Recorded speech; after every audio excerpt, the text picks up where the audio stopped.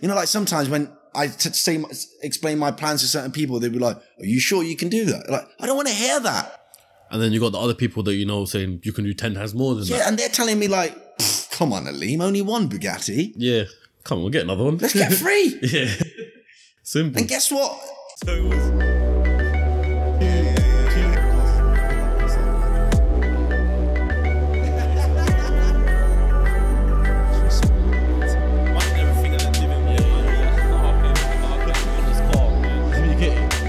So 12 hours ago at 4 a.m. when I was doing my morning prayers, I didn't think I was going to be doing a podcast today, but you know, when you got an opportunity like this, you just got to run to it.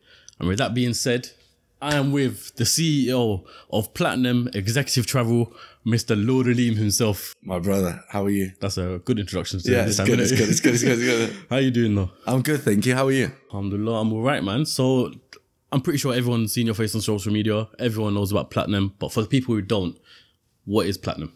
What is Platinum? Well, It's not just Platinum, it's Platinum Executive Travel. It's very important that we mention Platinum Executive Travel, as there's so many fakes out there now. You know, everybody wants to call themselves Platinum, but we actually represent the metal very well by being the best in the business. So Platinum Executive Travel, it is a car hire company, but not just any ordinary car hire company. We provide some of the world's most prestigious, some of the most exclusive vehicles, in the world, really, for hire. So we started off, my father started the business off in 2006. We are now in 2020. Next year will be the 15-year anniversary. So we've been operating for 15 years. Yeah. The market has you know, kind of adapted and changed and paved the way for what it has become now, which is primarily self-drive hire.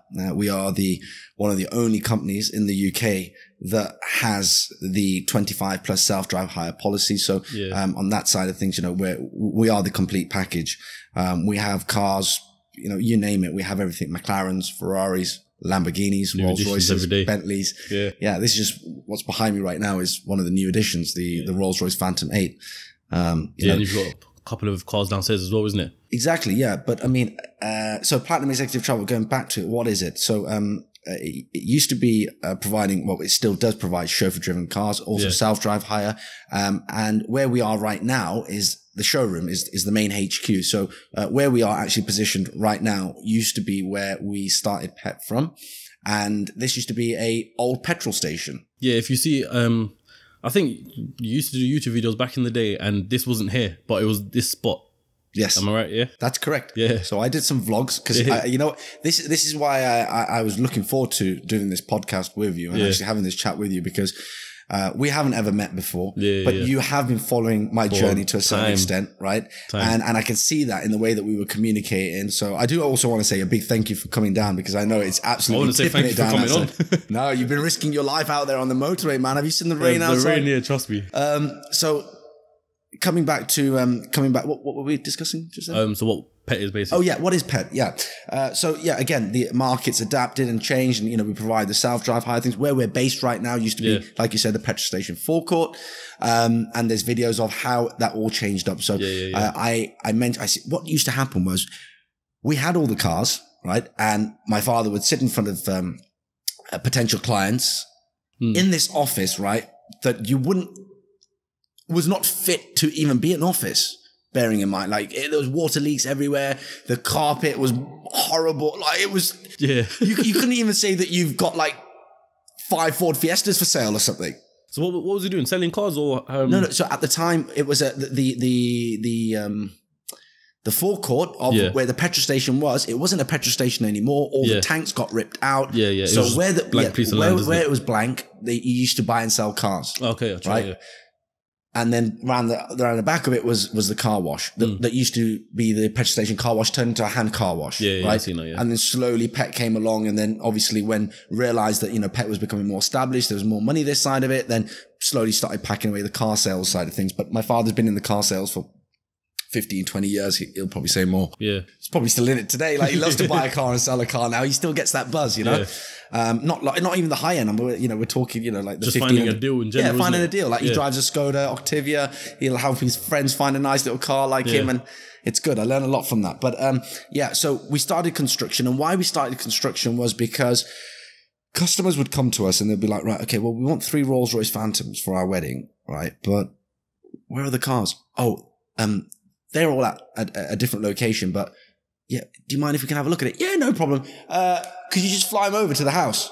And bearing in mind, at my house, on my driveway, as you take the turn, there was a sea of Rolls Royces. I'm going to find a video of yours from back in the day. You're going to plug it in? Your driveway full of madness. Yeah, try getting a clip like that in. Right? So as soon as they used to take the bend, right, on approach to my driveway, like 8 times out of 10, the deal was done before we even got out the car. Why is that? Because they saw the product. How can you sell something when it's not even here? Yeah. Or it's not even on display? So this is when I insisted to my father that we must build a showroom. And I was young at the time, and he always used to say to me, son, the reason why we're making money right now is because there's low overheads. Yeah. Right? If we start building all flashy big offices, too many overheads, early on, right, then we're going to have big overheads, and it's going to be a nice, pretty location with not many cars you're going to have.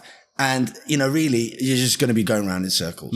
So what he did was pretty much say, right, there's no problem. We will work from this shitty office, and we will channel people to my house and back. There's not a problem in that.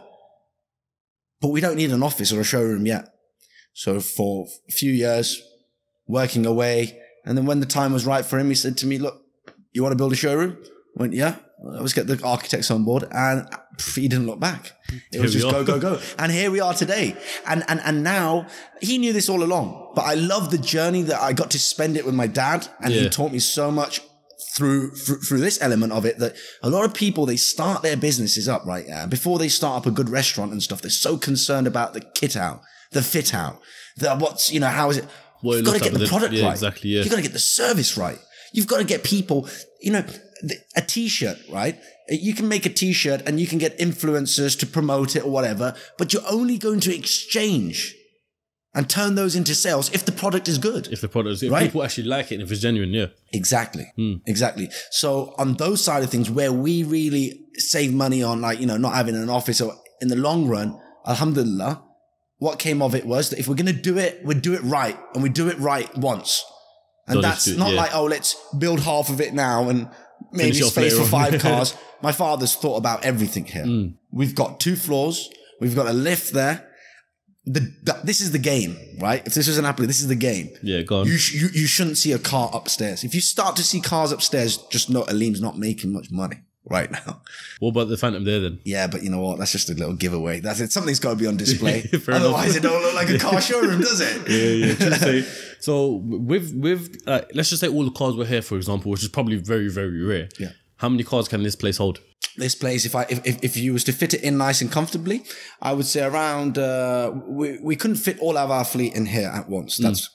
But we don't ever want all of our fleet parked at once. I'd say about 25 to 30 cars. Yeah, I mean, it's nice and big. Tight, but it would be it's not about the volume. I would never want to park more than 7, 8 cars up here. I've got pictures of this whole place full, but just, it's not good times. So when it's empty, when people are saying, Aleem, where's your cars at? Just know the cars are out for a reason, and that's what allows us. That's very interesting. I get asked that question a lot. Because let's say if I've now bought the Phantom 8 and the Dawn and the Mclaren, and I start posting about these, and then now and again, but where's the G-Wagon? And I'll be like, oh, sugar. I haven't posted the G-Wagon in a while. Like, they think I haven't got it anymore. They think you sold it or something no, don't worry. They're still on the fleet. Oh, I just forgot about it, But, if I was a car collector, and if this was a car collection, then obviously they'll all be parked up in one place. I'll lift up but this is a business, and this business has allowed me, and allowed my father and I to live our dreams in what we love doing, and having not only one of the most desirable cars, having every single one, but not only having every single one, but having them in every different color. That's the mad thing about it. It's not just one car. Yeah, subhanAllah. It's a blessing, and I'm privileged to be in a position where I'm very different, I believe, to many other CEOs. I like to keep transparency within P.E.T. I like to keep my followers updated with what's going on, because as much as it is my company, it is a part of a lot of people's lives. The amount of weddings we've done with P.E.T, the amount of happy memories that are created with P.E.T. We build a bond with our clients that don't last a week, 2 weeks, or a weekend. It's a long-term relationship, isn't it? Exactly. And would you say most of your clientele now are all like repeated or long-term customers? Of or course. Clients, I'll say. It's a snowball effect. Yeah. What sets you apart, I can have, somebody else can go out there, if they have the money, to go buy the exact same fleet that I have. Yeah. But you can't compete with me on service. Because I promise you, I will give you 110% every single time. Because that's the motto that my dad has laid down for Platinum. From the very start. I'll give you an example. One of our clients, right, on the way to south of France in the Rolls-Royce Dawn, he's a little bit older, and he accidentally put AdBlue in the car because he didn't realize what was going on. And, you know. And he phoned my dad up and said, look, I've accidentally put AdBlue in. It's all...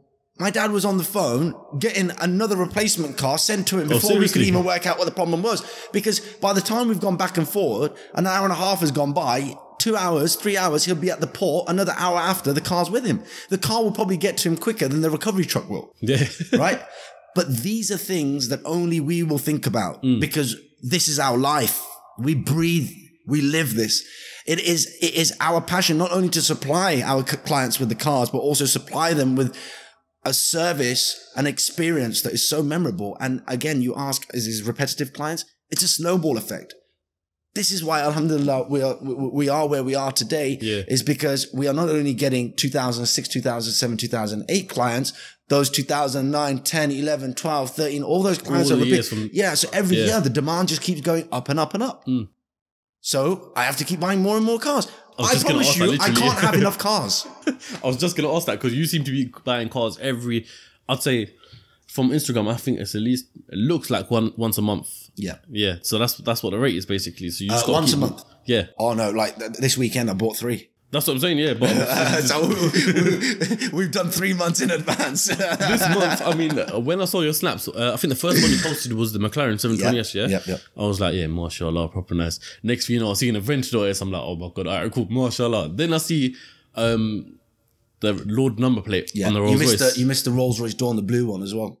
And that, yeah. Yeah, so it's actually 4, bro. Bang spec, yeah. 4. I forgot myself. Yeah. Now, alhamdulillah, what it is the reason for the Mclaren coming by was it's not a car that I would give to every one of my clients just because I think more experience is required with that car. But it was something that, you know, I believe Platinum should be here to have all options here for you. Because you haven't had a Mclaren before, that exactly. Yeah. But the option, it's nice to give the client, you know, have the option there for the client. So, you know, I have big visions. I have a big plan for P.E.T.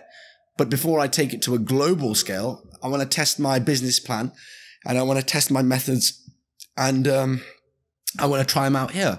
And, you know, 15 years, you know, the hard work has been done. Yeah. The hard work has been done. What my father has done to bring this company to this position is incredible. What he does in the office with his team, my members of staff that all work here, we're family here. And, you know, everybody, you know, flies the flag for P.E.T. like, you know, it's their own. Yeah. So, you know, we now want to test out different cars in the fleet. We will always keep adding on to it. We want to provide the complete package. We have a Bugatti Chiron coming. I think we're going to touch on that. Yeah. We'll touch on that later on, but that's a really exciting topic. Is this one of them ones where they'll be like, oh, you left him on a cliffhanger? Exactly. So you lot got to stay watching. Yeah. You got to go to the last third of the video, last quarter of the video. No, they ain't even know where it is. They don't even know where it is. We're going to just might even leave it halfway point. Listen, if you're not enjoying so far, make sure you drop a like because I can't believe I'm here. And like I said, this podcast is going to be sick. But so I don't want to say this in any bad way, yeah? But just like Mikey Mellon's podcast, he's 21. We got a lot of comments on that video saying daddy's money and stuff like that. I'm pretty sure you probably do have some haters who say that stuff. So I want to... But I don't see that as hate. What would you see that as? That's interesting. It is my dad's... So what? My dad does make this money. My dad's smart. Yeah. My dad's intelligent. My dad's an icon in my eyes. My dad's my role model. My dad's always told me, like, I don't ever agree with the saying daddy's money, yeah, and I've told him this so many times as well, because my dad always says to me, son, what's mine is yours, what's yours is mine, what's family's is family's. But they only say that to you if they know you've got half a head on you. Yeah, true. Do you know what I'm saying? They don't just say, I know a lot of people, they don't even give their kids, and they've got all the money in the world. Yeah. But you've got to have half a head screwed on you. I'm my parents' only son. Yeah. So number one, right, he can make all this money, right? But he doesn't even need to work anymore. But why he does it is because, like, obviously, I don't know, I'm pretty sure that he has that confidence in me. Yeah.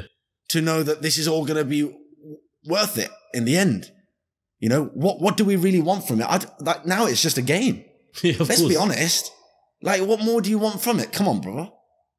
What more do I like? You know, this is what my mum always tells my dad as well. And I think for him, it's just more like that, we've worked so hard to get to this level. Now it's just fun, isn't it? It's just like whatever you want it to really be. Whatever it comes to, isn't it? I guess. But we don't like to push upon it. Everything really comes to us. I have people from Asia. I have people from different parts of the world come to me. We want to open up an X Place, and I sit with some very powerful, some very influential people that I cannot even, I just sometimes I get goosebumps thinking about, like, in my head, I've just paved this network and I know where all the dots are connected, and I'm just like, I can pull this trigger whenever I want. Yeah, literally. But it's just not, I'm good where I'm at right now. Yeah. I need to kind of, sometimes you shouldn't get too big for your boots as well. Exactly. You can get a lot of people tell you you're very good at what you do, etc., until some parts land and you're like, I'm not ready for it, right? The business teaches you, every time you fall in business, every time you're hurt in business or you're down and you trip up, that is a lesson learned, and all those lessons learned added up together. And once you've got good experience is when I believe Allah Ta'ala will give me that time to say, right, okay, this is your time now. This is where I feel this is right for you now. Yeah. It might be that all this money ruins me, bro. How do we not know that? Like, it's very easy. Yeah. Who knows? The Bugatti lands, my head goes sideways, people start to tell me I'm the biggest thing on the block, I'm the main man. I'll start to lose my head. If I never had a powerful mom or a father to keep my head straight, I could lose my head in 2 minutes, end up doing some stupid shit. God before can you take know it away, it, just I'm in jail, like dead, or in big problems, and all that money, all it's done is just ruined your life. Yeah. So, you can only really get given what you can handle. So I've got to be in a position where I feel like I can prove that I can handle it. And I've got all the right things that are ticking all the boxes to say, look, you know what? God is looking at me and saying, I don't mind giving this. Because you can handle it. Yeah, I don't mind giving him more. Yeah, alhamdulillah. Yeah. But that's all a phase, and I'm very blessed. Imagine I got this Bugatti at 21, 22. I got an SV Roadster at 23. And I remember the first drive I took it out on, I started thinking I was like a bit of a gangster. I started kicking off with the police and stuff because they were accusing me of something that I didn't done. I lost my head, but 25 years old now. I'm turning 26 in a month, inshallah. Yeah. Like, come on, we got to move on. People are saying to me, why aren't you still on social media? Why aren't you making YouTube videos? Why are you not following anyone on Instagram anymore? Like, times have got to change. Yeah. Do you ever look at yourself from maybe even last year or from years back and realize how much mature you've become? Yeah. No, because I can still be very, very immature when I want to. And I have so much fun being immature and having a laugh. But I can only do that with the people that I know. The right people, the right people. But it's the right people in terms of the ones that make you just feel normal. Yeah. The ones that don't treat you like you're anything special or anything like that. They don't treat you like you've got 500,000 followers on Instagram. They treat you like your boy from back in the day, basically. Before I didn't mind that kind of treatment because I used to see it but now I just get so annoyed with this whole kind of, just because I've seen so many times that I've had a bit of special treatment because I've got more followers than someone else. And I'm really tired of this world of as much as I love the following that I have, but have a following if you've got a passion or something, you understand why I primarily 80% of people that follow me, they follow me because of my cars. Yeah. Yeah. Car people. And the other 20% is probably like, he's probably not a bad person. Yeah. But, hopefully, but, it's just, I'm just sick of all of this. Social media's kind of like followers, who's got what, who's got this. I don't see that as success at all because I know people with no Instagram accounts that are doing 10 times, 20 times as much as me. Exactly, yeah. Probably like, there's always someone bigger than you, whether they're on social media or not. There's always someone bigger. But people seem to think that it's only social media. It's only followers that means success or means, money. Like, oh, he has 1 million followers, he must be a millionaire. Yeah. That's funny. I actually know someone who's got like around 250,000, but they're broke. Like, but everyone but they put their lifestyle as like going to Monaco, Paris, all that stuff, blah, blah, blah. A crackhead, right? Yeah. I once saw a post, right? Yeah, crackhead, right? Yeah. He don't work, he don't do nothing, but he will make sure that he gets his shit every day, right? Yeah. £40, £50. I don't know how much it is, but I think, something like that. Yeah. But flipping out, if he can make money, right? Yeah. To get that, right? Yeah. And you have a platform with you. This is the other thing as well, though. Yeah. How do you know that those 250K are engaging followers? Because the amount of people I've also seen buy YouTube views, buy false success. Yeah. And they're not telling me daddy's money. There's no point on that. Right, what the hell are you guys on? All of my followers are real. All of my I even know to the point that they're so active that they watch. I get 70, 80,000 story views and I post the same shit every day. Yeah. That must be boring sometimes. Yeah. Yeah, but they still watch it, right? And then when I go on holiday, it goes 100K plus. But then I think to myself, I don't get 100K likes on my post. You get like 15, 20K. So what is everybody else doing? And that's what starts to make me think, okay, don't start to get fooled and think everybody's all lovey-dovey out here and whatever. Yeah, people are. Make sure that, you give back and also use your audience to benefit your business and benefit your life and benefit your future generations. Otherwise, this whole thing's a waste of time. Exactly, yeah. Exactly. So I was going to say, like I said, I've been following you for a very long time, which is why I wanted to do this podcast. From the day, and I want to know what was in your mind at the time when you done, I think you've been asked this question before, when you done donuts in your R8 back in your driveway ages ago. Shall I move that forward for you? No, not at all. You sure, yeah? Yes, fine. Yeah, why is that? How old were you at the time as well? Okay, so I'm like I said, I only have a sister. Yeah. And my mom never used to let me out home. I never used to like go out with my friends and whatever. I used to have a lot of fun just hanging out with my mom, or we'd go to like tuition lessons, or I get to play in my driveway a little bit, or that's about it. So I used to, once the camera came into my life, I used to like do some like crazy stuff. Like I used to make some videos for my YouTube. Sorry, man. This jerk chicken. This jerk chicken is doing bits right now. I feel. I've got my water. It's here somewhere. Anyway, I used to make videos for my cousins in Pakistan. Yeah. To show them what I have here. So like I remember I had a Dodge Ram and stuff. Like I used to this is like even before YouTube days, right? So I used to do all the filming on the camcorder and then would get it made into DVDs, and then I'd go to Pakistan and I'd sit down and watch it with them. And they'd be like, "Oh, this is where you live?" I'd be like, "Yeah," and this is my mom's car. And they'd be like, "What's this car?" And they love it as well now. They know so much about cars. They know so much about everything as well now. So I started making fun videos like that. And then when the family were watching the videos, like I did like some clips in there to make my, like that were just going to come randomly in between the videos. So when all the family were watching it would kind of make them laugh. So it was like me dancing in front of a Ferrari on top of my quad bike and stuff, like with my shades on, and I was like cutting shapes and stuff. And everyone was just laughing, and I was like, yeah, this is so much fun, man. Like, look how my family are just having so much fun, like watching me just do mad stuff on camera. So, it just started from there. And then my parents would always lead me to it because they'd be like, oh, yeah, he gets on with himself. He's a good lad like that. He gets on with himself. So I was always in my own little, environment. And then, I just one day, I just thought, you know what? It just led, all them small videos just led to the point where I thought, I don't want to really revise right now. I'm really, really like frustrated, but I want to do something, right? Yeah. What was it? GCSEs at the time? GCSEs, yeah. Yeah, okay, yeah. So, yeah, it was. Okay, yeah. So instead of revising, carry on, sorry. Because every time I was revising, I was in my front dining room.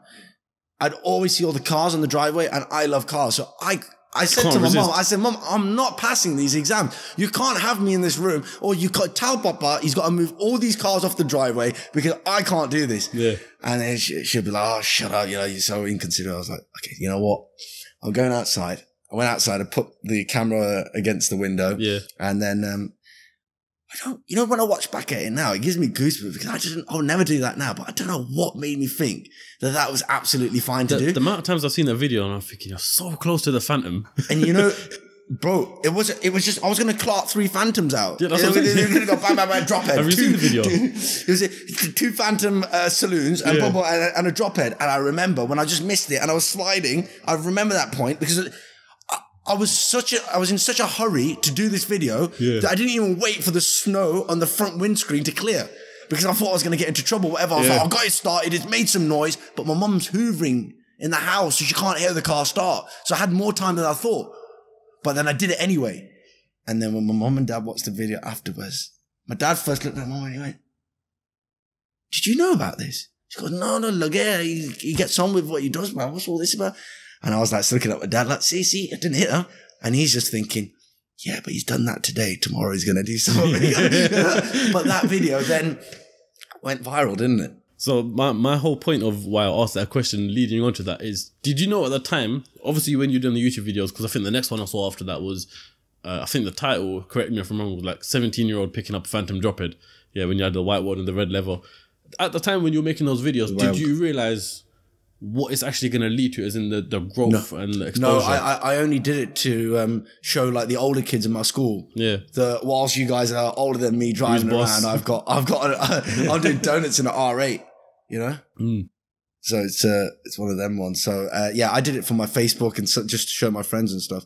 Everything that I've done hasn't really had a thought process to think that if I do this, it's going to benefit me like that. Or if I do this, it's going to do that. I never really selected the path. I did what I thought would be funny, that I had, you know, I don't know, just like what I enjoyed doing. Yeah. And it wasn't ever like funny. I didn't want to do stupid stuff. It was more like, I want to do genuine crazy stuff with what I have. I don't want to be like one of those boring owners and everything. You know? And you know, what's allowed me to be like that as well is my dad, because he has such a big heart, mashallah. Like he's like, I remember, you know, like as much as he loves it, like there's some parents, right, that their kids touch the car. I kid you not, their kid touches their car and they go nuts. They go, don't touch it. Yeah, relax yourself. Yeah, stop there. Yeah, my dad's never worshipped alhamdulillah. his cars. It's like giving you the freedom. Yeah, like I've crashed some of his cars and stuff like that. Yeah. He's been so supportive and coming out, but you know, there's a lot of lessons in that as well. Obviously, you know, seeing that makes me just think that, you know, his family is more to him than these materialistic things. So, you know, I had a lot of support from that side. I've done some crazy stuff in my time. Some things that I can't really speak about here as well. Yeah, that's fine. But man, honestly, it's been wild. Yeah, I can imagine. Alhamdulillah, that's where you come. So, P.E.T, how many cars has P.E.T got, including self-drive and chauffeur, as we stand today? He's trying to drink. How do we do this? What do you mean? Or do we have to count them all now? You don't have to count them all. Just, I don't know an exact figure, bro. You don't know exact figure, but it's about 37, 38. Yeah. Okay, bloody yes. That's I think 100%. You're the biggest self-drive and chauffeur within the whole of the UK and Europe. That's what I was going to say to next. So originally we were going to do this podcast a couple of weeks ago, and then you said you're flying out, and your exact words were, I said, no. So let me just give a bit of context. I said, must be a nice holiday, Albania, or something like that. And then your reply was, it's not a holiday, I go where the money goes. So talk to me about that. How are you taking? Yeah, man, you know, again, so on social media and whatever, you know, it's very important that, you know, nobody really wants to see, well, some people may want to see, but they don't come to my page to see that sort of stuff. They come to my page to see some motivational stuff, to see like the highlights in my life. And that's what I was showing. Yeah. But behind the scenes, we were actually working. We were delivering a car. We weren't only delivering a car, we were delivering a car to a country that we've never been to before. Albania, But whilst I was out there, I was networking with certain rental companies there. So I had to choose who I wanted to work with here as well, as like, you know, hooking up my customer out there. Met up with the biggest artist in Albania, one of the biggest artists in Albania, Noisy. Yeah. Spoke up with some of the projects that he wants to do out there in terms of building hotels. I mean, I don't really want to talk about it because these are like some retirement projects that we're talking about. Yeah, fair enough. So, it's crazy. Like, the car business, the social media, people think that all you can do is cars, but that's all I want to really share with you guys now because we've gone so deep into it. So that's what I want to stick to. There is a lot of other business projects and a lot of other things that I have going on, but there's some things that you don't really want. Like, I mean, if I tell you that I'm involved in building a hotel in Albania, or I'm going to be involved in, building a coastline entertainment strip or whatever, like, for me, that's some private, they're private projects. Yeah. I don't want to be going into starting podcasts talking about construction and hoteliers and how to, find potential in certain countries. And, although I should have started, that's not really my passion. That's something that I've been learning to love, cars is something that I will always share with. So, the question asked was, Albania. What we're going out there to do. We went out there. We're now we've now linked up with a car rental company out there. So in the main Tirana town center, you'll see the platinum boards. You'll see, if anybody wants a car there's a lot of expats from Albania, a lot in the UK as well. So they don't mind driving right-hand drive cars. They actually prefer them with the UK plates sometimes. Yeah. So they can use some of their cars there. Then we had cars go to south of France, Monte Carlo. We had cars go to Barcelona. We had cars, Croatia. We had a few going over the country this summer. Yeah. Especially with the whole COVID thing, because that obviously slowed down business for, a couple months. People, so they just thought, so then we really had to adapt and change, and we had to start going to countries where, things were still popping, or shall we say there was different spending habits. Yeah, fair enough. Yeah. So with all that being said, so in terms of other countries, where else do you want to take it? Okay, so I haven't really shared this anywhere before, but I'm going to do it very, very briefly. Get a quick CEOCAST exclusive. Yeah. So we have Germany, Italy, Switzerland. Germany's going to be a big one. France. Obviously, France running from Paris all the way down to the south of France. Barcelona, going into then Asia as well. But for Asia, we're going to have to partner up with somebody that can obviously speak Cantonese and, obviously Japanese and all the different languages. Because, and obviously that side of the world, there's different ways of doing business. So we're not very experienced on that side. So, pretty much every European country. And how we want to create the network is, it's going to happen very fast, inshallah. It's going to happen very fast because, over the last 4 or 5 years, this is what I've been doing, just people that really have been serious about it. Some who have been very serious have flown in. Yeah. That's all it takes. Birmingham Airport's just here. If you're serious about starting a pet franchise or whatever. And, it's a support system all the way through. So this is where the HQ is. This is where the hub is. I will be generating all the traffic, promoting pet in different countries as well. So, you get the complete package with the branding. Obviously, there's certain requirements of what you need before you start a pet franchise. This is nothing that is going to happen. This is all like, future planning, it might not even be a franchise. It might not even be a franchise, honestly, because I do like control. Yeah. Control is very important. But then again, this plan, it seems brilliant, but I feel like I would lose that authentic family business vibe. Because you can't have control of, I get what you're saying. But, obviously when you ask these questions, I have to tell you ways that pet can possibly expand. Yeah. That's future, right? What we have coming a little bit sooner to the future is saying that, okay, we've done the sports cars, we've done the luxury cars, we've done the supercars. What about the hypercars? Right? So that's we've got to have a little play around with that. Yeah. And then you're going to ask the question now, what, are you going to give that on hire as well? Because that's the question everybody asks. That's exactly what I was going to ask. So, in fact, before we get there, I just want to touch on one thing actually. So, with self-drive, it can be quite scary for some people, for some other companies and stuff, because, there's a lot of crashes and stuff like that. So, as you mentioned earlier in the podcast, you've got a Bugatti Chiron coming. Is that for hire? Yes, it is.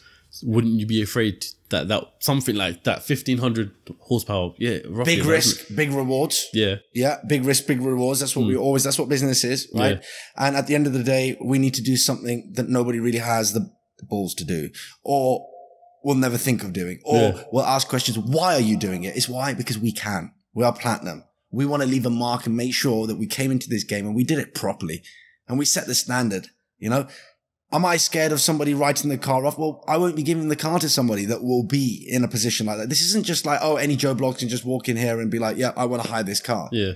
We're talking, you know, we're talking people in private collections that have their cars parked up with 0 miles on it, right? But still want to use a Bugatti Chiron, that do not need to fly their car out their collection, and that will have mine waiting there for them when their private jet lands at Luton Airport.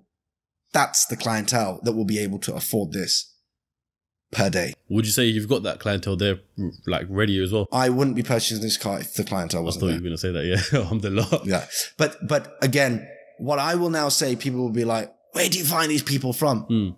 This didn't come overnight. This didn't come in 1, 2, 3 years. Yeah. I have been out networking, hustling. My dad spends the time in the office. How can we create a network from somebody who people have to go to him? I mean, this has come about from seeing different people's lifestyles and then going to their fathers and seeing how their fathers are living, and then realizing that, hold on a second, their fathers have got yachts in the south of France that they've hired for a week. And how much does it cost for a week? £120,000. And why can't they hire a Bugatti for a day? Wait, is that how much a yacht costs for a week? Are you crazy? You can have a yacht for £500,000 a week. What?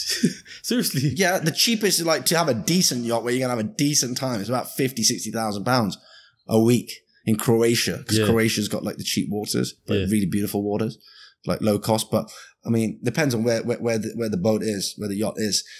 So when you understand that side, and look, private jets and that sort of stuff. Look, the Bugatti Chiron is a £3 million car. Yeah. Okay. It's £25,000 a day. At the moment, that's what I've priced it at. But because I'm the only one with the car, you could price it at what you like. Supply and demand, how we move forward with it. £25,000 a day. You get to experience a car that would cost somebody £3 million to buy. What's the deposit like on that? The deposit, see, it would be more contracts with lawyers. It would be assets. Okay. Yeah, okay. Fair enough, yeah. Makes sense. Yeah. So that assets would be deposit. But, you know, sometimes, you know, when the name starts with His Royal Highness, you don't even really need to take a deposit, do you? No. Fair enough. You don't even really need to take a deposit, do you? Yeah, no. But, you know, alhamdulillah, it's going to be an exciting project. And at the end of the day, I'll be honest with you, that is something to try out with P.E.T. Yeah. I'm really not bothered. If it works or if it doesn't work. There might be days where I'll get an offer for the car and I just don't want to give it out. I'm not going to mention any names. I was going to do, we're planning on doing a promo with a certain brand. It was a certain company. It's a startup. It's coming up. And we were going to brand up the Bugatti for them and XYZ. I priced them up, quoted on them. And we was about to shake on the deal, and they needed another 24 hours to talk through with it with their PR. After 24 hours, I kid you not. You changed your mind? I changed my mind because the more I thought about it, the more I was just like, man, I just don't want to you can become moody then, isn't it? You got a Bugatti. You can be moody. You got to be moody. I want to choose an artist. I want to do fun stuff with it, man. I want to choose an artist that wants to make a music video with it, but I want to listen to his song first. I want to see what the song's about. I want to make sure, I can help certain people go certain places with it. I want to give that experience to certain people.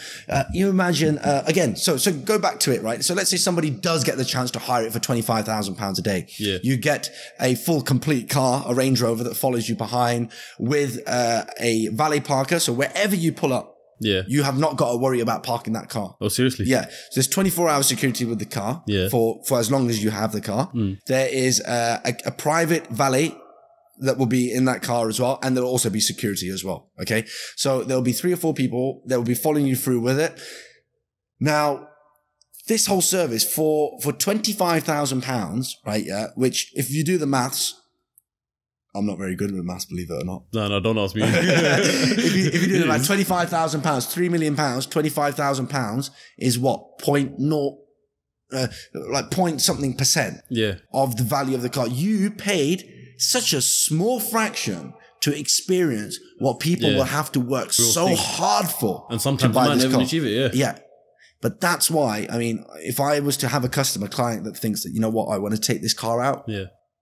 But is still not sure and still misses is like having a go at him saying, no, look, we could get a new kitchen and all sorts, right? Yeah. New house, deposit. All I have to say to him is just jump in the car. Yeah. Jump in the car. I'll go 100 yards up the road. I'll come back down the roundabout. I'll come another 300 meters down the road. Yeah. I'll come past the hazard roundabout and I'll park up outside. And he'll be divorced by the time he comes out of the car. He'll be like, no new kitchen. We're having this car for 24 hours. By the time you do that, you'll have 25 grand in your account. Brother, but you've got to understand, you know, where are you going to buy this experience from? Man, no, nowhere else. How are you going to get this experience? Where is it going to be so accessible for you? You know? And this is probably giving people so many ideas like, oh yeah, well, you know what? Should we get into the hypercar hire game? Go on then. Challenge me. I don't think anyone can. I need to have that buzz, man. I want to feel like I've got a price point to work on or something. I don't know what to do now. You're blowing the competition out of water. So do you even see anyone else that's competition right now? Of course. You can never underestimate the people that are in your industry. But you're miles ahead of the game because you've got the Chiron coming. No one else is doing that. Okay, but the Chiron, I don't see success in the cars that you have. I see success in the numbers you're making. Like, I mean, I can have 5-6 cars parked up here, some downstairs, and everybody's like, he's got loads of cars, he's doing really well. Yeah, but if you're sitting here, then yeah, it's not about what company's got what cars. Yeah. That's not how the success is measured on this. Yeah, of course, yeah. But in terms of how we've developed, in terms of the variety that we have, yeah, of course alhamdulillah, we have the whole variety. Yeah. Bloody hell, you've got a lot, alhamdulillah, man. Like that's why me personally, seeing it from an outside perspective, I can hands down say this is P.E.T is. But let me tell you something, right? Other companies, we can't just look past this and be like, oh, other companies are nothing in terms of P.E.T. Do you know how hard it is to operate a business like this? That if you see a rental company that have a few E-classes, a few Range Rovers, maybe a Huracan, a Ferrari, a Rolls-Royce Phantom, they're not small time. Yeah, no, of course. No, they and if they're still going now, if they've been going for longer than 3-4 years, give them their respect, because it's a very difficult industry to work in. And when you have your falls, the falls are very, very hard. And sometimes they can be so hard that people don't recover from them. So, I'm going to take it back. Alhamdulillah, we're doing very well, but I think that is from consistency, working very hard every day. And that is more so on my father's side as well, I would say. I'm not as consistent as him. And that's what I need to learn on improving on. But it's hard work and persistency, and making sure every angle is covered. And you got to have heart for this business. Yeah. And if you see my company as inspiration, who knows? There's somebody that's probably watching right now that has, been inspired so much by this that says that we want to set out on this journey, and then tomorrow you can be the new platinum. Yeah. No, truth be told, in fact, I'll leave it on the podcast. Yeah, I used to hire my car here and there. I started off Audi S5, then I had an X5, and then C63. I didn't really use the C63. Look at the risk with the reward on that is just so big. But I jumped out there because I didn't have the heart for that business, because it was just too much. First car got stacked, and I was like, no. Because you had all the wrong cars. I know.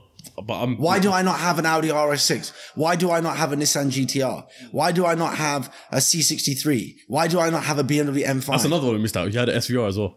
SVR, Range Rover SVR. So that's 5 cars you picked up this month. But anyway, yeah. Well, so why haven't you got those cars? And see, how difficult was it monitoring and managing everything? Yeah.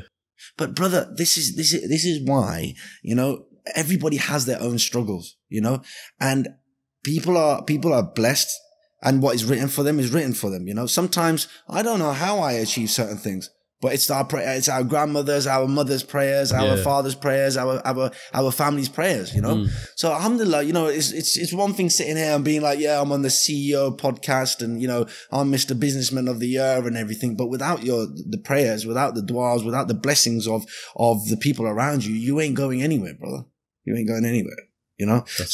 So with in terms of these businesses, it's about who holds out. And honestly, with the cars that you mentioned there, all I see is risk, not much reward. No, 100%. I agree. And that's why when some people ask me, I want to start a car hire company and what car shall I get and stuff, I always ask them, I said, are you ready? If it does go wrong, can you recover? Yeah. Yeah, no, because don't bank on this and being a positive business out of it, you know? You know, you've also got to make sure that you've got the right insurances. Otherwise, your cars are going to get seized. Your finance company's going to take the cars off you. You see a lot of companies nowadays shutting down, I think, purely because of that. Yeah. And why? Is because your man over here, Lord Aleem, made this whole thing look like a joke. No, seriously, for all that, in London especially...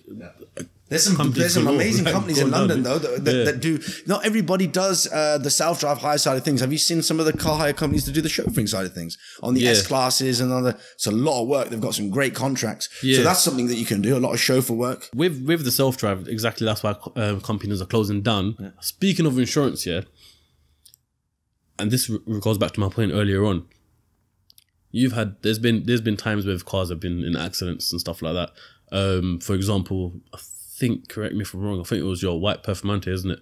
So then how do you deal with stuff like that when, let's just say you wake up, this might have been a situation you might have had, where you wake up one day and you see on Instagram or something like that. Well, on this occasion... Or probably on the trackers. Oh, yeah, on this occasion, we're dealing with a client that was new. They think they're invincible. They think that, you know, I'm not a normal CEO. I've got eyes and ears everywhere. Yeah. I've got, you know, people always send me so much through about everything, you know. And look, I don't mind you having a good time, but who the hell puts the roof down on the car whilst it's raining? Like, you're just here to really just like abuse my car right now. And I don't ever have customers like this. This was a one-off in 10 years. Like this. I'll be honest with you. Puts it in Corsa mode. I see all these videos of him driving like a nutcase. While it's raining. Stacking it, yeah. What do you want me to say to you? What do you think I did to him? Stuck his depot straight. Depot? What's depot going to cover? Yeah, true. Bro, you didn't crash going 70, 80 miles per hour. You crashed with, I can see you a video of, you got the roof down, you've got it in Corsa mode, you're giving it 10-10, you've spun it out, you've crashed, and you've also left the scene as well. Oh, is it? My car's left on the side of the motorway, people stealing parts of my spoiler and shit. I swear. Yeah. So what we've got to understand is, with dogs, I am a dog. Yeah. With lion, I am a lion. You have to be though. So in that situation, that's somebody's Instagram bio, you know. You can tell me account, but I like that one. I like that one. So what you can understand from there is that, you know, treat me with respect, and I will treat you with respect. Yeah. But what the good thing is that we normally have a good community around us that will bring people and make them realize when they are at wrong. And you know, we've been around for such a long time. You know, we have great customer service. We have a great reputation. Yeah. We don't do anything that is out of order. Everything is done correct in terms of, you know, it's not a cowboy shop here where we start robbing you of your money, because the guy knew he was at fault as well. So seeing, as you're asking about that instant, that's what happened in that instance.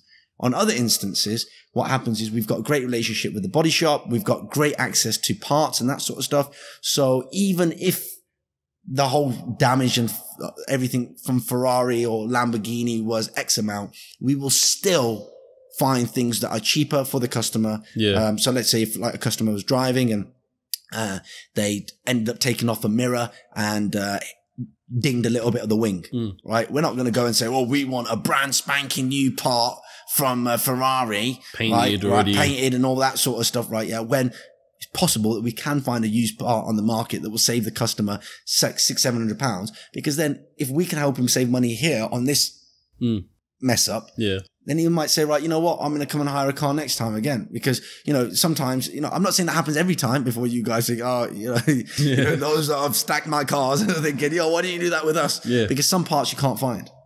But yeah, it's all part of the game. It's all part of the game. It's every day you wake up and you're playing around with risk. And how you minimize that risk is by having trackers in your car, by having good clientele, by having clientele that are understanding of how you conduct business and what type of people you are. Yeah. And alhamdulillah, and I can say this very confidently, that 9 times out of 10, our customers are good as gold. Most of them probably because they've been followers of mine. And they follow me on the journey, and they probably love P.E.T as much as I do. Yeah, and it's kind of like they want to keep that relationship there, honestly, so they wouldn't even risk. Yeah, you can have a look at some of my cars. They've done like 70,000, 80,000 miles, and I promise you that it's probably in better condition than some people that have done privately owned 10, 15,000 miles. Yeah. Our cars are very well maintained, serviced very well, and looked after by our clients. This is the reason why I bought a Dawn with white interior. Is because my clientele are ready for this sort of life. Yeah. Do you know, all I tell them is that when you take that car, you just can't wear blue jeans. No problem. The linen comes out and the linen shirts come out. Come on, G. This is that platinum lifestyle. That's actually that's what you'd wear when you were in that car. If you're going out for an occasion, that's what you'd wear anyway. Yeah. So it makes sense. But you know what? That's been platinum in general as a whole anyway. But before we started this podcast, you said you're in a complete different headspace. Yeah. Let's touch on that. Let's touch on your headspace. I don't even want to discuss the past anymore. I don't even want to talk about things that you can't even change. That's what I'm saying, yeah. Let's just move on. When I say move on, I mean like even all the good let's stop talking about that, Lord Aleem, now. Do you know, because I have so much stuff that I want to do, and I just can't stop. Like, people love talking about the whole start side of things. I feel like you've been holding it in throughout the podcast. Yeah, man. Like, at this point. Let's get going, G. Let's get going. I'm 20. Come on. Warm-up's finished now. Now it's playtime. Exactly. Do you know what I'm saying? So now it's playtime, and I just want to be talking about what's happening, what's going to happen in the future, inshallah, what I want, how my life is potentially going to change in the next 5 years. Whether I'm still a single man or not, I don't know, you know, but I'm looking forward to all the new challenges in life. I just can't wait until my father can like start to realize that he can take a back seat a little bit, and you know, he can just go off in the Bugatti Chiron with my mum to you know, wherever he wants to go, south of France, Turkey, everywhere. Just literally just the vacation for the rest of his life. Yeah, I feel like you know, I'm in a headspace where I hope this doesn't come out a little bit different, but I just don't give a shit. Why is that? About anyone or anything other than what is good for me and what is good for other. I don't follow anyone on Instagram anymore. I don't want to know what people are doing in their lives. I don't want to be watching their Instagram stories, and then when we meet up and them getting offended because they're like, oh, what? Did you not watch my Instagram story? Did you not see where I went? Bro, you just sat in front of me. Tell me where you went. Let's have a conversation instead of always linking up with each other. Yeah, being on our phones and be like, oh yeah, where were you yesterday? Oh, did you not see my story? Oh yeah, I saw your story though still, yeah.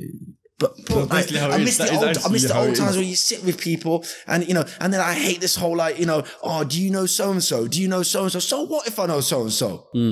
What difference is it going to make? Am I going to treat you different if I know so-and-so? Yeah, exactly. Do you know, it's not going to make any difference. All these small things, I need to X them out so it stops wasting my time. Yeah. And I find I've freed up a lot more time, and this time needs to be turned into positive energy. It needs to be turned into constructive energy.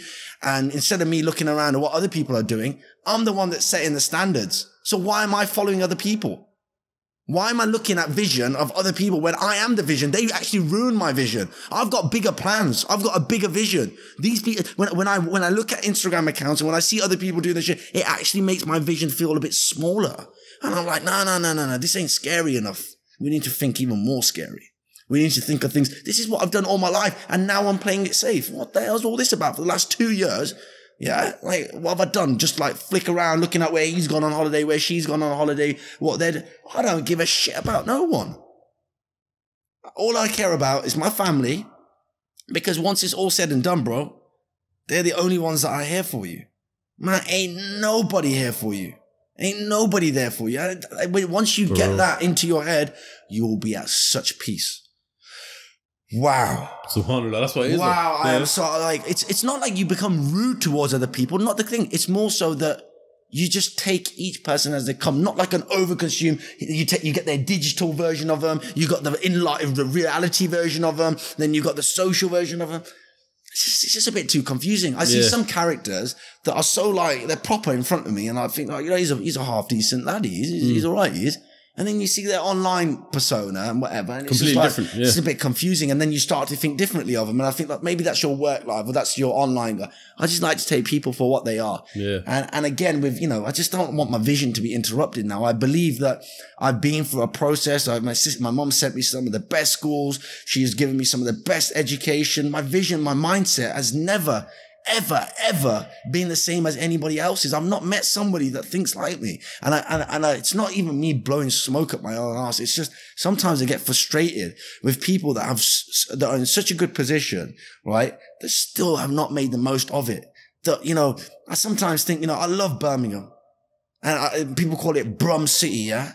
But there's so many bums in this city as well. And it frustrates me because we don't need to be bums. And the reason why we are being bums, right, is because everybody's on social media looking at the next person thinking everything happens in 4, 5 months, 6 months. Yeah. Success happens overnight. Yeah.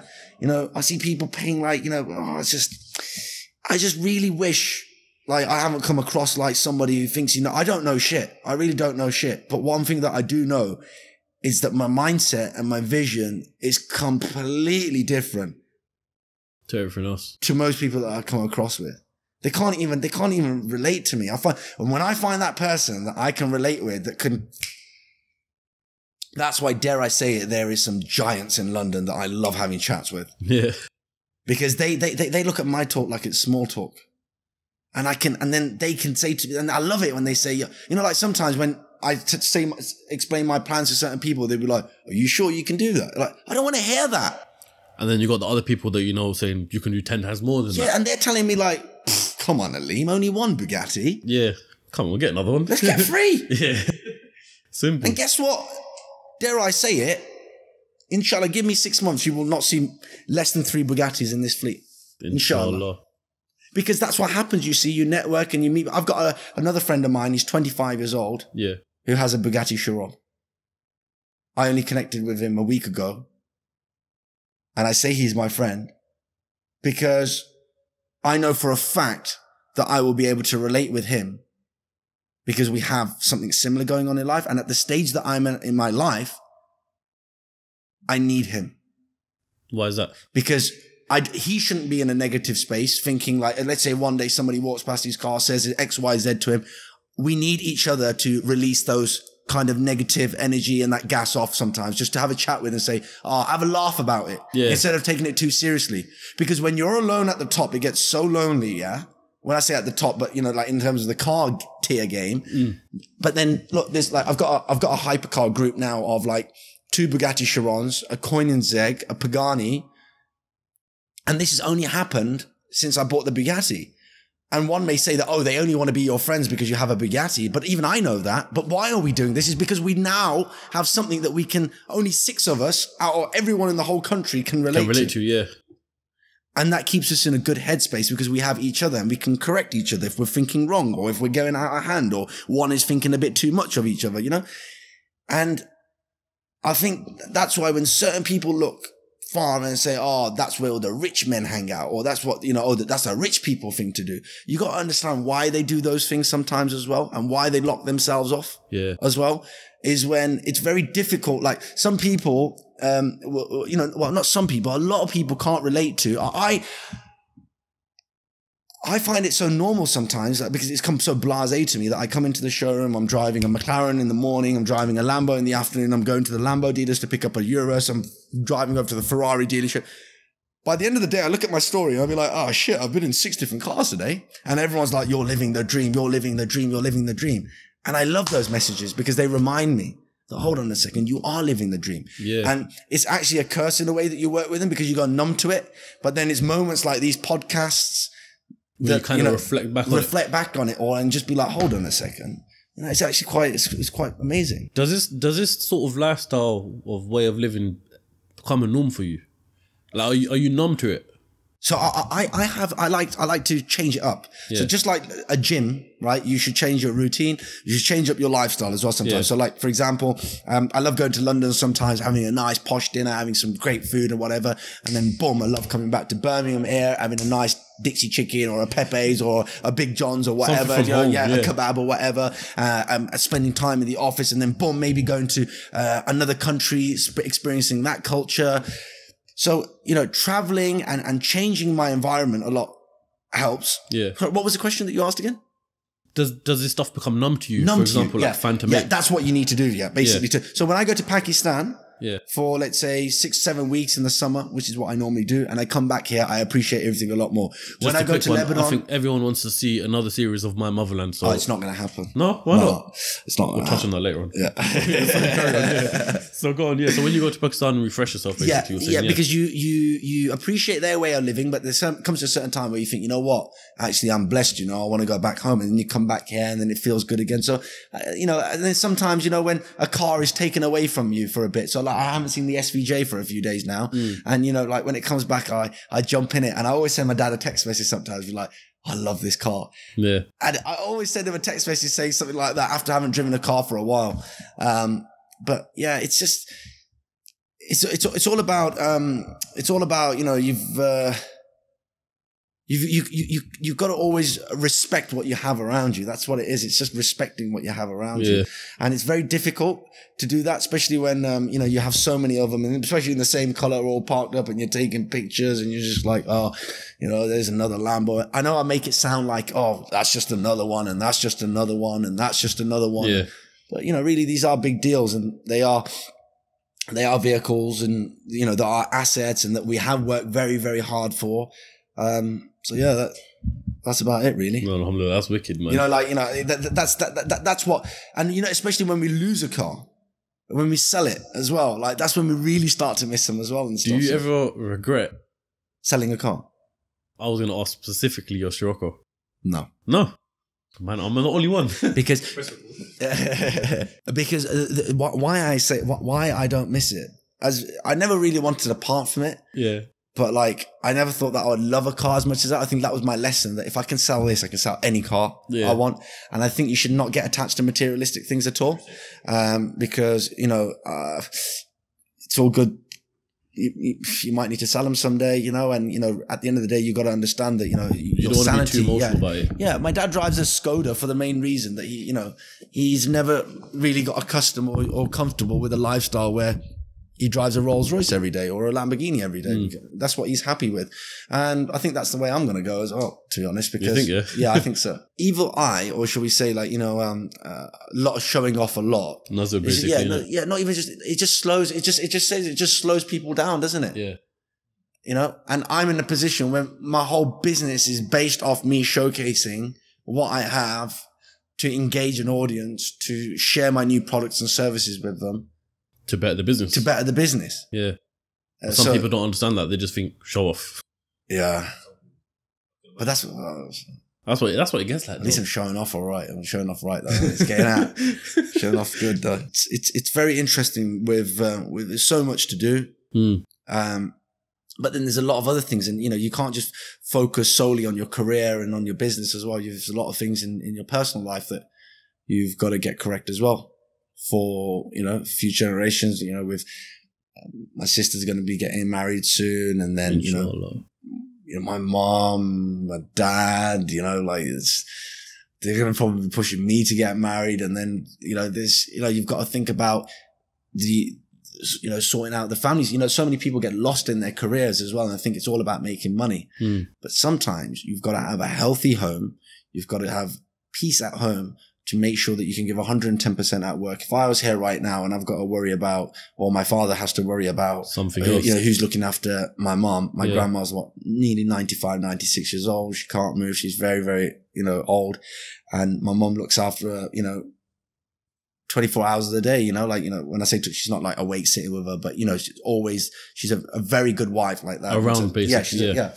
And, you know, she's an angel, honestly. And, you know, the whole reason for my father's success is, and he will tell you this, is number one, his mother's prayers. And number two is the peace that his wife, the atmosphere that his wife has created for us, alhamdulillah, at home. And I don't like to talk about it too much because I feel like you're getting nazar on our family as well. No, of course, I understand. You know, she's created a thinking space and a space for us all to flourish. Yeah. I think that's very important. I ain't got to worry about petty stuff like, you know, like stupid little things in life.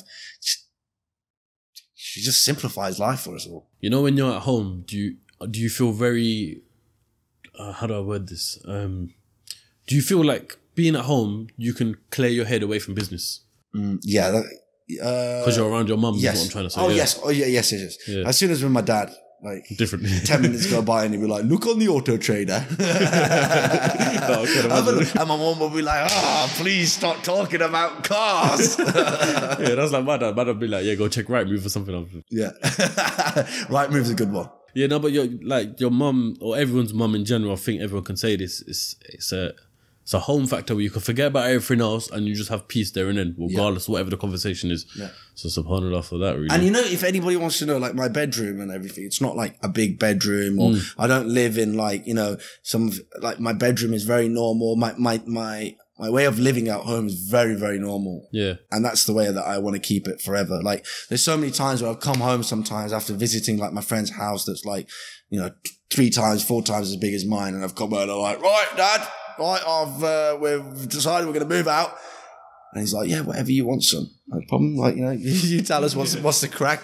I'm like, no, actually, you know what? I've changed my mind. What we're going to do is we're going to demolish that house. We're going to rebuild it up again and everything. And then my mum would come along and they'd listen to all my plans, right? Yeah, I've had the architect there, designed everything. And then my mum would just be like, do you know how long you're going to live? And I'm like, no. She went, right. If you knew how long you were going to live, right? Yeah. She goes, you wouldn't build a house. She goes, you would live underneath a tree. You know that? She goes, you got to be grateful for what you have to start off with. And then when she starts to say that, I'm just like, oh yeah, whatever. Yeah. You just always say this. You want to get me out of like, I want to refurb the house up, right? Yeah. So, because they let me do whatever you want. Yeah. And they know that I'm going to do it at one point, but this is I know every stage why they teach you this is because then after that, when I started going around after, you know, a few months or whatever, and then I come home and I'll just come to the gates and be like, alhamdulillah, like, it's all about your mindset. It's what you're looking at.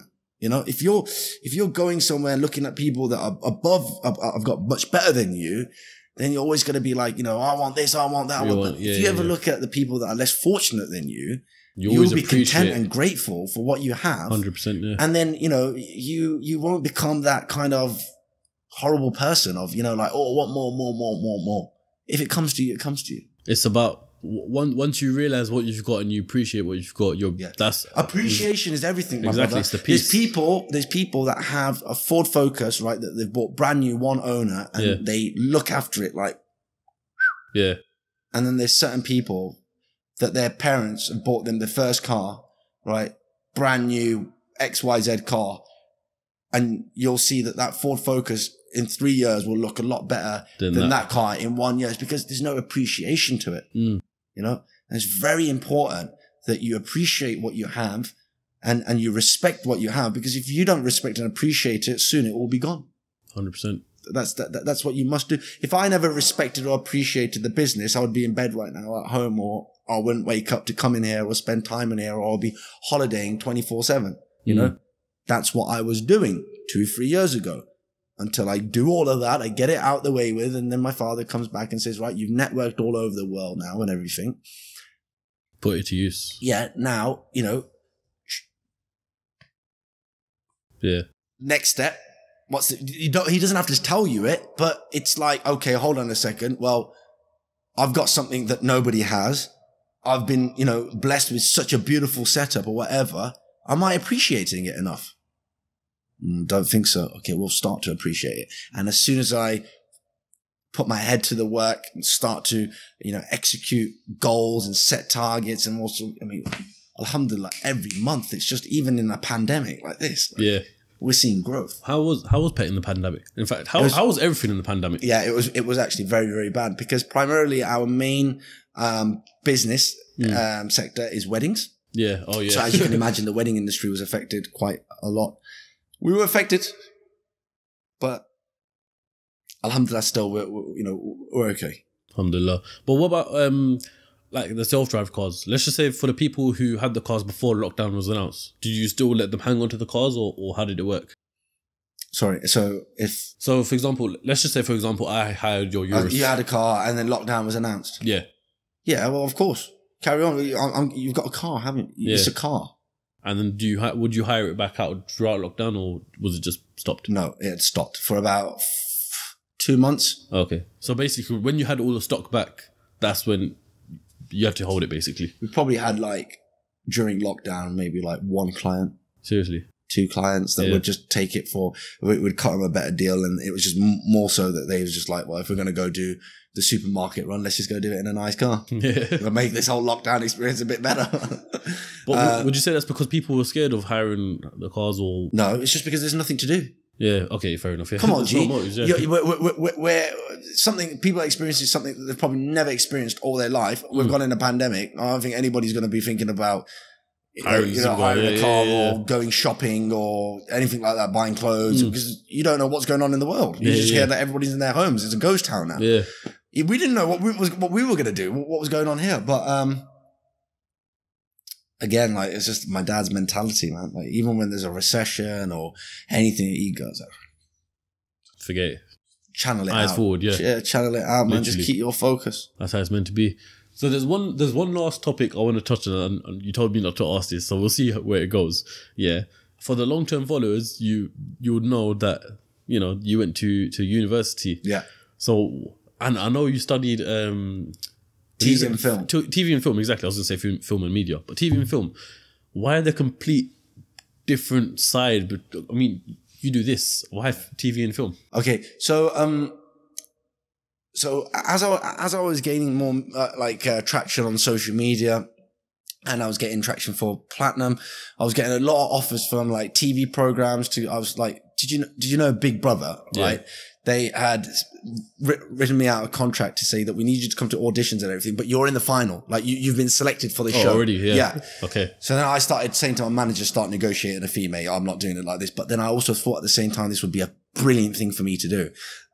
But my mom was just like, what the hell are you thinking? I was just like, Mom, imagine people think so much different of me. The camera's going to be on me 24 hours. I'm going to turn up. Like, I'm going to make sure, like, you know, they actually can see the real me. Like, I can't be fake. Like, they will see, they will like me. And then my best friend, who's my best friend now as well, Sebastian Muller from Germany. I remember I met him at uni, and he was telling me, he goes, your parents are so right. Don't do it. But then I went to the audition still. I didn't go through with it. I met up with Alfie Best, which is now my friend as well. Yeah. But yeah. Why did I study film? So there was that Big Brother. I was a presenter on a kids TV show, CBBCs. There was a lot of TV interest, a lot of media interest coming through. So what I decided to do was I was like thinking, you know, I like making videos. I make YouTube videos. I like making videos. I like content creating. I'm getting a lot of people in the film, in the TV industry that are contacting me. So why not? I said no to everyone all my life, which I believe was the best thing ever. Yeah. Because it helped me develop to what I want, what was going to become. Yeah. And now I can do what I need to do. Right. So, I remember Aladdin, you know, the movie Aladdin as well. Like, there's like so much, I can't even remember. Like, I have, and I've kept every single email for the sole reason that if I ever have to retell my story, I can just eventually go down to, I have 157,411 emails, right? So in these emails, you'll see like all of the different offers that I got. So that basically got me to say, right, okay, I want to study TV and film. So I went to, better my A-level grades. In fact, it was completely different subjects altogether. So when I left, sixth form, I went to flying school. I didn't complete flying school. In fact, I didn't even really get started into it. I failed my hand-eye coordination for it, and my eyesight is quite bad on that. But it's more so the hand-eye coordination. You fail it twice, you can't really continue with it. So when I left there, I went to uni. No, I didn't go to uni. Sorry, I went to MPW. Right, so I was Amanda Portman Woodward. It's like a college, like a private college. Okay, yeah. And I met a media teacher who's passed away now, Gary, and every one of my lessons with him, there was no education involved at all. He saw me as an older. It was like a meeting. It's like, Aleem, I've never met a person like you. Yeah. You're interesting. What do you do? Yeah, they said, okay, found out. And then he'll come back, he'll do his research on me and come back and say, I think this will be good for you. I think this will be good for you. And then when we were trying to select universities, I was like, he goes, what city do you like to live in? I said, London. And he goes, oh, what universities have you thought of? I was like, Goldsmiths and stuff. I went to Goldsmiths. It weren't really like rocking my vibe and stuff, like going there. And it was just like, wasn't what I expected of university, really. Like, I had like a little bit of a different vision, if I'm honest with you, whether it was the right vision or not. Mm. I expected like, people are going to pull up in their cars and everyone's a little bit older. You can network with them. It's like, it's big boy shit now, you know? But it wasn't like that. It wasn't like that at Goldsmiths. So I'll come back from there and he goes, how was it, Goldsmiths? And I went, no, I didn't like it, Gary. Yeah. He goes, why didn't you like it? I said, too many people with too many colourful hair and like different shapes and sizes and like, it looked weird. It felt a bit weird. it felt a bit like too drama-y and a bit too out there. I'm a bit normal like that. And I think like there'll be a bit of a clash there. Yeah. And then he goes, okay, I didn't tell you this because I wanted you to have a look at all the others. But here is the university that you shall be going to. And then he shows me Regent's University, London. And he goes, go to the open day. So I messaged my friend from London. I said, I want to go to the open day for Regent's. And he goes, yeah, make sure you bring a nice car then. I went, you diff. What are you on about? Bring a nice car. When was the last time you ever said that to me? Bring a nice car, man. What are you on about? Yeah. And he goes, no, make sure you bring a nice car. I was like, man, this geezer's never said this to me. He's taking the piss. Anyway, I just went down in the G-Wagon or whatever, but went to the open day and I soon realised why he said come down in a nice car. Yeah, because outside it was like a car show, right? So I was like sold at that. Obviously, I'm looking at everything that I want to see in a uni, not what uni should be like, right? So I've gone in there, I've seen the whole uni out, and you know what? I'm thinking, this is where I want to go. This is the one. This is the one. This is where we're posted now, right?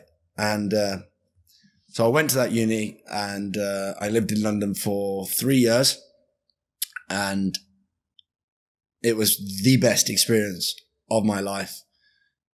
It wasn't challenging. I didn't find it challenging. It was things that I was learning about live broadcasting and how lighting can eliminate shadows and, you know, like stuff like this, because it was TV and film from a basic to a high level. But I was already making YouTube videos, and I already knew of my friends that had a production company, and we'd always play around in our spare time. We've made like some movies and stuff like that. When my coursework came up was like, you got to make a small little production. It was like, I'm chilling for the next 2 months. Like handing this over, and it was a walkthrough. And I networked with Russians, networked with Arabs, Chinese, like people in the film industry, like the guy that did the graphics for Star Wars, his daughter, all sorts that were there. And I realized that, hold on, I've got so much around me right now, and I know people say about network, but how do you network? Because I don't know how to network. I don't know what all this game was all about. So I thought to myself, like, if I'm not going to gain much from the studying side of it, because I'm not really going to hold on to a camera, or I just wanted to get to know the industry a little bit better, then I best make most use of it whilst I'm in London. So what did I do in London? I made sure that P.E.T was just at the forefront, spread to every nut and cranny of London. Made sure that they knew that there was a kid on the block that when I go down Edgware Road, and people might think that was showing off every day, but it worked for me because everyone now knew, everywhere in London will know. Make sure that I have a drive-by, like this, the clubs are out there, right? So you've got like, let's say a Monday, on a Wednesday or a Tuesday, there's the clubs out, and they'll be like, right, lads, what clubs are open? So, right, okay, we've got to drive past every single club. Make sure it's seen. Yeah, 3 times that night. We'll do a lap. We'll set a lap, right? Yeah, so I'll go past the club and be like, yo, I'll say to the bouncer, yeah, I'm coming in a bit. Save me a space. And then he'll let everyone know on the doors, right? Yeah, big Lord Aleem's coming through and that. I won't even go, bro, but they're chatting about me. Yeah. Do you get me? Yeah. So then I'll go to the next club as well and be like, so, So, that was it really. I was just having a bit of a play about, I managed to network with some fantastic people out there that we do some business with as well now. And, alhamdulillah, it was a phase in my life, a chapter in my life that is still part of my life. I visit London every other weekend. I have the best friendships I have ever made out of that city. And they're not even people from this country, like my German friend now who lives out. International students. International. Yeah. Like I can travel pretty much anywhere in the world. I know one of my friends will have a house out there. Like I was driving from, through Europe, and, one of my friends phoned up and said, hey, why don't you pass through like Cologne? And it's just so lovely to look on the map and be like, oh, yeah, so like a 80-mile detour to go to my friend's house. Why not? And bro, like these are not people, like these are people that are not like, not like, I wonder if our audience will understand, not jovels, not like tight. They'll understand, trust me. They ain't tight in that, you know what I'm saying? Not jovel, like kulle dilde bande, you know what I'm saying? And at the end of the day, like, you go into their house, oh, this is a room, I've got my cousin-in-law with me, and I like good people like that. I like people with good morals and good respect. It's not about, have you got the biggest house to offer me? Offer me what you have, but offer it in a way that, it shows that you got a big heart. You come over, you make sure you he made me feel at home, and I can name you so many more friends that are like that. But it's because we all can relate with each other a little bit better, if you know where I'm coming from. And who is to thank for that is Gary. Gary, my media teacher who passed away, he knew what type of kids were going to go to that university. That is the only place of education I've ever felt normal at. Seriously? Where no one can say, oh, he's a rich, they saw, he's that. My mate pulled up in a Porsche 918. Yeah, no, I think I remember. Do you remember that? Well, I was in the SV. Yeah. And I'm like pulling on, I'm like, yo, what's on the forecourt today? I see a purple Lambo 50th anniversary. I see an SLR. I see a few cars. And then all of a sudden, you see my friend Austin just skirt through like, yo, Aleem, what you say? I'm like, whoa, boy, is that a Porsche 911? It's a 918. And they were just, everybody was very blasé about it. I learned a lot. I learned a lot by the way their families live, by their spending habits and the things that they do. And alhamdulillah, like, you know, I would like to think that I've, through these people, I've picked up, like things that I would like to do with my family as well. Eventually when we get, you know, my dad doesn't holiday or anything like that. But now, like when I have a family, I have kids and whatever, and I see like, you know, this is how they did it. Like they got a villa out in Cannes for a week. They got the chef out there. They got the, you know, I didn't, like 3 or 4 years ago, like, I didn't really see holidays like that. If you know where I'm coming from. I'm quite normal. So I'm still very, very normal. But when I see these holidays and I see the way that it's hard not to see these sort of things. Yeah, it inspires you, it motivates you a little bit as well. And it shows you like, you know what, that it opened your mind up as well. It opens your mind up to like, you know, different ways you can do things. And it's actually cheaper. In some ways, it's actually a lot more fun, you know, it's a different way of moving. Yeah, of and course, people can sense that in your aura. Yeah. You know, when you're walking into a certain boutique or whatever, they know that this guy's on time. He's not here to like bluff. They can just tell. You can tell the bullshit. Who's not and all that stuff. Yeah. But yeah, alhamdulillah. I mean, but then at the same time, I've seen a lot of people ruin themselves as well in that same position. And then I don't want to be that person either. Inshallah, not. I don't think. You don't ever seem like you're the type to do that anyway, like ruin themselves or anything like that. You see, the thing is, I've been away from, not away from, I've been aware of everything. Yeah. But it's like, you know, how is it, how do I explain to, when you're sitting with someone, right, yeah, that is, in a total different headspace to you, but you can see him as a future client or, you can see him as something that can help you in a certain business or whatever. And he's saying, oh, meet me at Annabelle's, right? Yeah, then you know you've got to go Annabelle's. Yeah, you have to. You can't be like, oh no, sorry, my mom doesn't let me go Annabelle's, or I'm not allowed to be in Annabelle's. Like, how old are you, mate? You've got 25. Yeah, but it's about knowing your limits, and it's about, you know, bad can be everywhere around you. Yeah, of course. You've got to be that person within you to say, right, I can be the person that I am in any condition, in any environment. You know what I'm saying, Yad? And obviously there is certain times where like, you know, if somebody's smoking a cigar or whatever and says, oh, do you smoke a cigar? I'll say, you know what?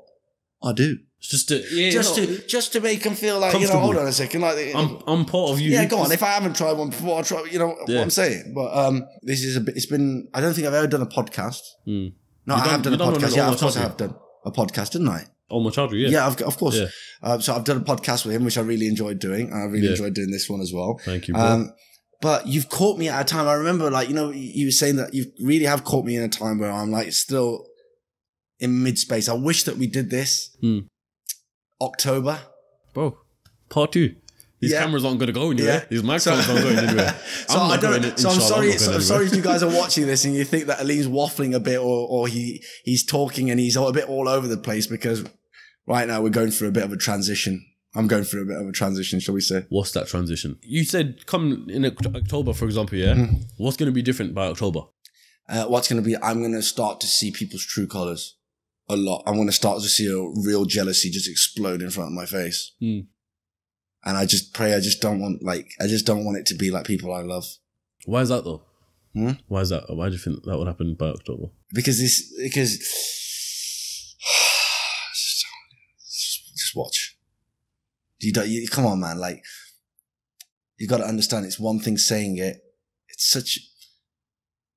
From what I hear from out on the streets, it's such a big ordeal. Yeah. There's going to be a lot of people that are going to be happy for me. There's a lot of people going to be like, envious. But I can only really focus on more the people that are ever going to be happy for me. But then the closer the time comes to it, the more I start to sometimes, like, a lot of people, I mean, they don't ever say it to your face, but I don't know what will change. I just got to be very careful.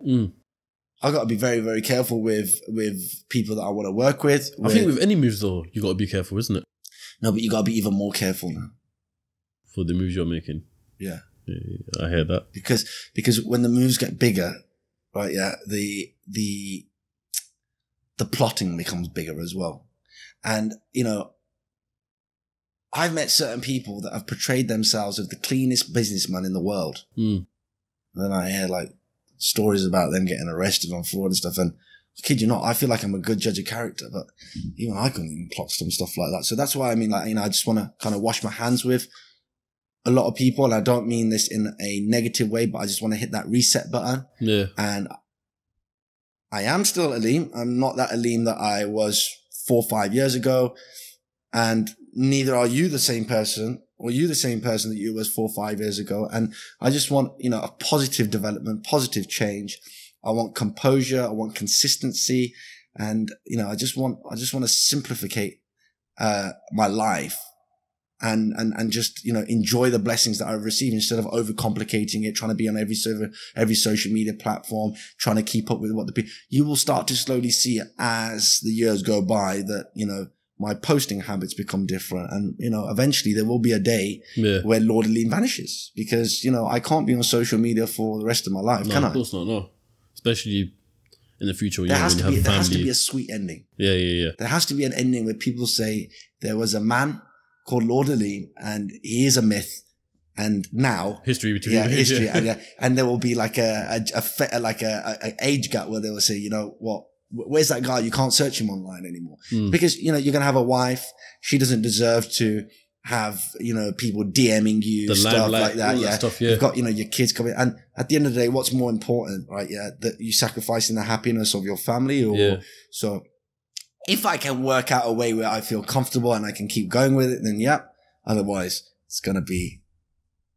Inshallah. But what if, this is just a random one, throw it off. What if it goes in a complete cycle where your son then becomes a kid who does donuts and you're R8 when you're older? No, you can't be. There won't be another Aleem. I tell you that is just a complete full circle, isn't it? I'm a nutcase to a different level. I don't know.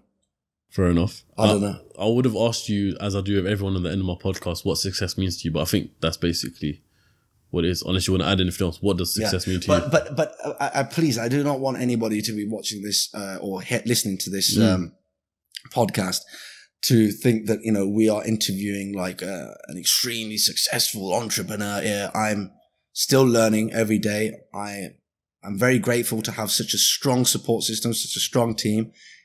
Business is not easy. It's not all hunky-dory. I only show you the highlights. And, if you've made it this far, like, I really appreciate you listening on to me, but, and I really respect this podcast that you do because I like listening to all the episodes that you've done and how everybody has different journeys and so much different to put across. But I did want to make sure and highlight that, you know, we aren't talking to a successful man right now, but inshallah, we will be talking to a future success. I don't feel successful at the moment, but maybe you should do a podcast with my dad.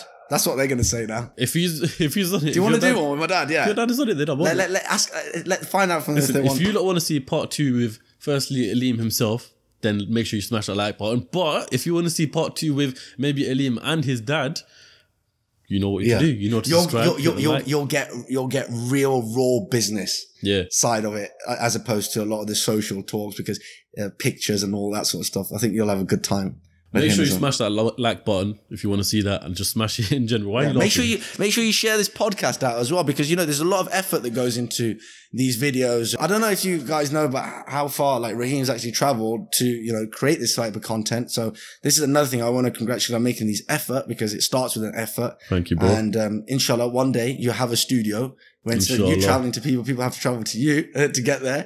Because I would have preferred to be in your studio than my showroom, honestly. My studio is going to be a bit different. Yeah? Yeah. I can't have a showroom like this cause... No. But like, I was thinking like more of a like nice cozy room, nice padded out 3D panels, absorbing that great sound in. Maybe, you know, one of them kind of Amazon like kind of like plants in there. I've got plans for the future. I'll tell you them off camera. Inshallah. But that's aside from CEOCAST. But it fits in anyway. But yeah, no. Also, do you want to tell anyone like where do you go if you want to hire a supercar? Platinum Executive Travel. Platinum what? Executive Travel. Come on, G. P.E.T. Follow them on Instagram. Follow Aleem on Instagram. I'm going to leave them both links here. Has Platinum Executive Travel got a website? It must do, isn't it? Yeah, it has a website. www.platinumet.co.uk. But just like, everything's in my bio. Also, I want to be excused for my overgrown mustache and beard and my hair and everything, man. You said before the podcast you like it though, so... What? My hair, my mum likes, not my overgrown mustache. It doesn't even look overgrown. You know when you're drinking that milkshake and all the dud gets caught on the much. That's haram, bro. You can't do them ones. Gotta go cut it.